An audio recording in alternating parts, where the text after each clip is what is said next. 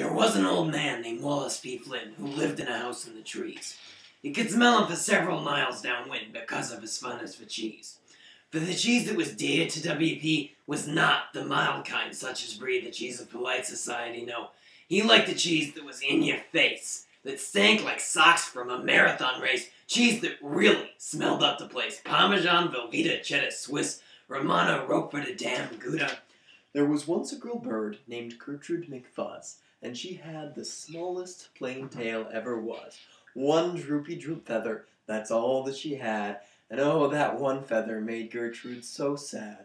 For there was another young girl bird that she knew, a fancy young birdie named Lola Lee Lou. And instead of just one feather behind, she had two. Poor Gertrude, whenever she happened to spy Miss Lola Lee Lou flying by in the sky. This just isn't fair. I have one, she has two. I simply must have a tail like Lola Lee Lou. In the immortal words of Dr. Seuss, you are you. Now isn't that pleasant? In life, oppression can come from anywhere. Victims must learn to get over their fears and be themselves, whatever that may entail.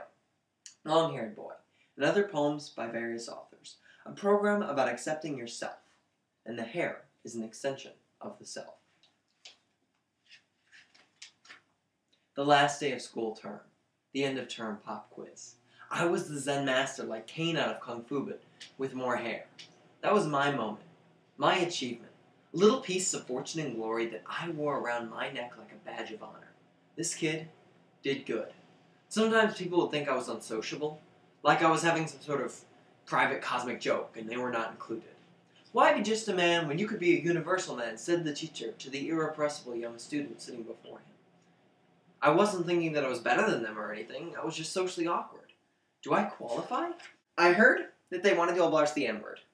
But I am the N-word. The N-word is me. For I am he. I am that nerd. I am that nerd. I am that nerd that cool passed up in high school, left standing at the walls of dances, snap my fingers to music, asked ladies, dance? No? Okay, that's cool. Dance? Hell no? Okay, that's cool. I'm so good. I'm so good. I am that nerd. Said Wallace P., it's offensive to you, but cheese cheers me up when I am blue. I don't know why, but a nice sharp cheddar makes me feel a whole lot better. His son said, cheese makes your breath so bad, it smells like death to be near you, Dad. A Limburger or a Montaler makes me grin and jump and holler. And oh, the pleasure of a slice of Cheshire. Some men want fame and their name on marquees. Some men love money. I choose cheese. So she flew to her uncle, a doctor named Dake, whose office was high on a tree by the lake, and she cried, Uncle Doctor, oh please do you know some kind of a pill that will make my tail grow? Tut tut, said the doctor. Such a how upset. Your tail is just right for your kind of a bird. Then Gertrude had tantrums. She raised such a din that finally her uncle, the doctor, gave in. And he told her just where she could find such a pill on a pillberry vine on the top of a hill. Oh, thank you, cried Gertrude McFuzz, and she flew right straight to the hill where the pillberry grew. I'm that nerd that never scored a touchdown for the winning team, but was an English class MVP. Report cards looking like Duracell batteries. Triple A's. Stand on top of my desk with 100% on my test yelling out, who won it with me? I'm Oscar Wilde in that rub. You can't defrost me. I'm so-called Jane Austen out this, making James rejoice. Get off my dickens, son. I am that nerd. My pocket protector stays strapped. What you need? Ruler, calculator, eraser, pen, Cornish pepper, cottage cheese, lied in. Wallace P. Flynn drove his load of cheese back to his lonely house in the trees. To him, it smelled like fresh spring blooms, sweet and pure and good and rich, while other drivers swerved into the ditch, overcome by deadly fumes. Why be just a man when you could be a universal man? My curiosity takes me to unknown places, to the places that lurk in the back of the mind. I would hate to know everything. I feel it's what we don't know that defines us. Mankind just doesn't have the capacity for universal knowledge. So the very idea of a universal man is null and void. We learn every day. And personally, I know more now than I ever did before. Do I qualify? Yes, there was the vine, and as soon as she saw it, she plucked off a berry and started to gnaw it. Then she felt something happen. She felt a small twitch, as if she'd been tapped down behind by a switch. And Gertrude looked round, and she cheered. It was true. 2 feathers, exactly like Lola Lee Lou. When Lola sees this beautiful stuff, why she'll fall right flat down on her face, sure enough. Why, I'll show her who's pretty, I certainly will. Why, I'll make myself even prettier still. She snatched at those berries that grew on that vine. She gobbled down 4, 5, 6, 7, 8, 9. The feathers popped out with a zang, with a zing. They blossomed like feathers that bloomed in the spring. And now, giggled Gertrude, the next thing to do is to fly straight back home and show Lola Lulu. And when Lola sees these, why, her face will get red, and she'll let out a scream, and she'll fall right down dead. Then she spread out her wings to take off from the ground, but with all of those feathers she weighed 90 pounds. She squawked and she squeaked and she let out a squawk, but that bird couldn't fly, couldn't run, couldn't walk.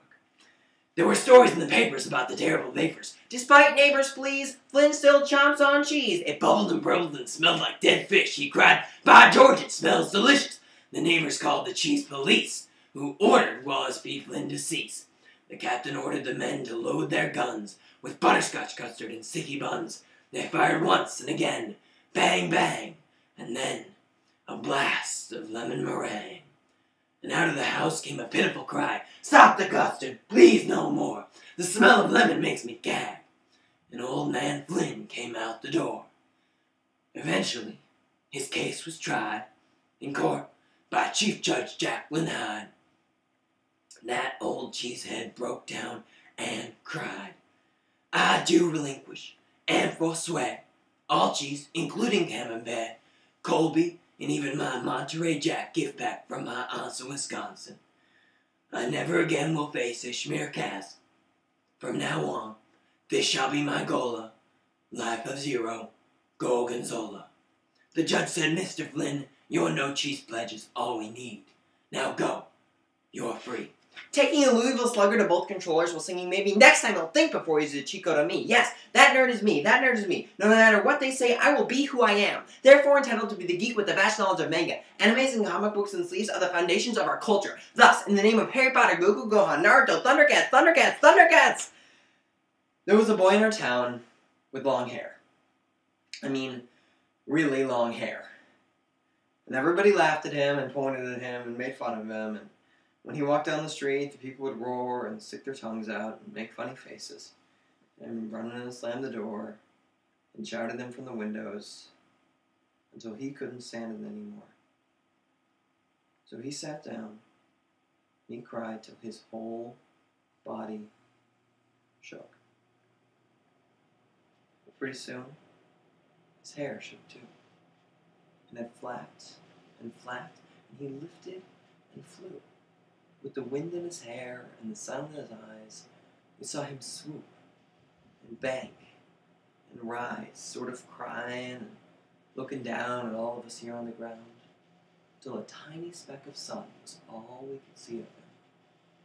Then he was gone.